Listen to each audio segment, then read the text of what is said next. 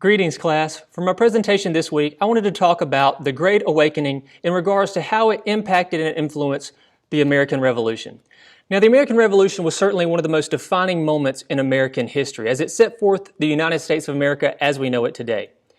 Now, in historical scholarship, the events of the American Revolution have been covered extensively. Unfortunately, the Great Awakening has often been overshadowed as a proponent or a contributor to the American Revolution. Interestingly, leading up to the American Revolution, we see a tremendous rise in religious gatherings in America. Faith increases amongst the colonies. We see these great ministers such as George Whitefield and Jonathan Edwards and Samuel Davies go and minister the gospel all throughout and spread their messages. And according to the Library of Congress, roughly 75 to 80% of the population attended churches during this time. Religion was perhaps at its peak in cultural and political influence. Quoting American historian Alan Himart, in her article, Hippocrates' Twins, Religion and Politics in the American Revolution, Patricia Bonamy recognizes the notion that the revolutionary zeal that spurred the American Revolution was not some bit of rational liberalism that had enlightened the likes of Thomas Jefferson or John Adams or Benjamin Franklin, but rather it was revolutionary radicalism produced by evangelical religion that had been birthed out of the Great Awakening of the 1740s.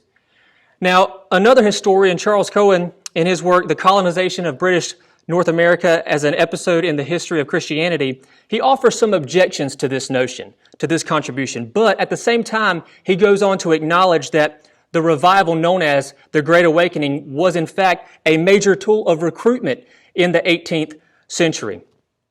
Another scholar, Christopher Peer, in his article, Pulpits of Revolution, Presbyterian Political Thought in the Area of American Revolution, recognized the role of Presbyterian ministers in providing the important religious and political ideas that would ultimately lead to the American Revolution.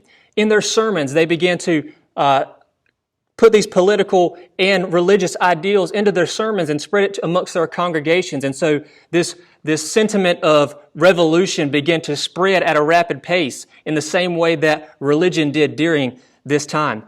We see this when we look at one of this week's readings, Ellis Sandow's Political Sermons of the American Founding Era. You see several examples of this, different sermons that have been listed during this time, such as An Oration of the Beauties of Liberty by John Allen, The Presence of God with His People by Samuel Dunbar, Civil Magistrates Must Be Just, Ruling in the Fear of God by Charles Chauncey, and then, of course, Samuel Davies' The Mediatorial Kingdom and the Glories of Jesus Christ.